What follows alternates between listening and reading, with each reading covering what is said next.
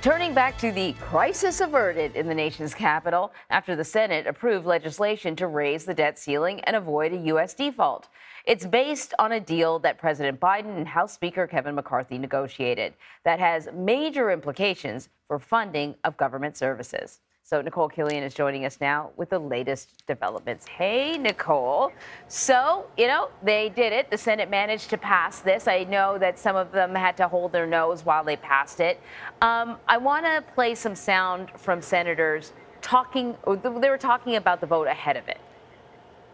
I just have to say that the fact that this is being called a victory by some people on our side of the aisle is absolutely inaccurate. As painful as some of the decisions that will come from this agreement reach, they are virtually at this point inevitable to avoid default on our debt.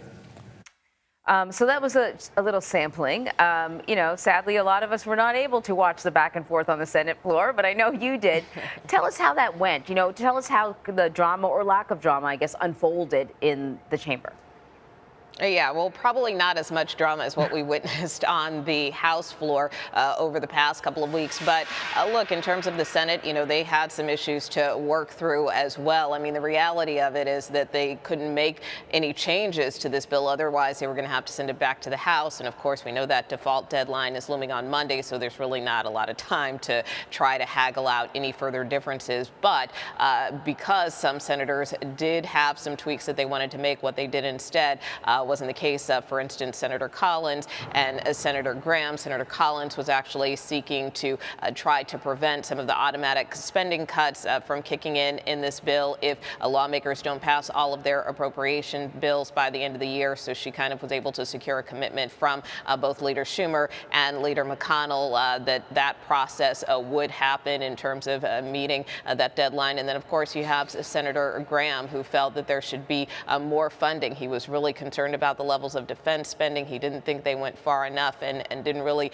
address, for instance, the ongoing military support of Ukraine. So he pushed for a supplemental funding or just a commitment that another package can come up in the future to kind of deal with additional funding for Ukraine and other global threats. So he was able to win that as well. So, there were a couple of extra wins for some of these senators, but as you mentioned, many of them still overall dissatisfied with this bill, but signing off on it nonetheless to avoid default. During the negotiating process, we saw an awful lot of Kevin McCarthy. He would leave the White House and be in front of the cameras right away. And I know that some Democrats were critical of the White House because of that the White House wasn't getting out front and sort of, managing the narrative. We're going to hear from the president today, though. What can we expect to hear from him? Well, I think you'll hear him tout this as a victory. He said in his statement last night that, no one is going to get everything they want, but this does protect the economic progress that the country has made, and it avoids a first ever default. So I expect that you'll probably hear him echo some of those themes. I also spoke to Majority Leader Chuck Schumer last night. He held a presser, and I asked him if he had any regrets about how this process played out and whether he felt he should have been at the negotiating table since this deal was more or less cut between the president and Speaker McCarthy. But he told me that he feels that the vote last night speaks for itself. I mean, if you look at the breakdown, you had 44 Democrats supporting this package, 2 independent, 17 Republicans. If you look on the House side, of course, there was an overwhelming number of Democrats that supported the bill, more Democrats than Republicans. So in Schumer's view, he argues that their strategy worked because ultimately he believes that Democrats were the ones who got this over the finish line. So even though the bill passed, the Treasury Department is already taking extra steps to avoid default. Can you walk us through those steps?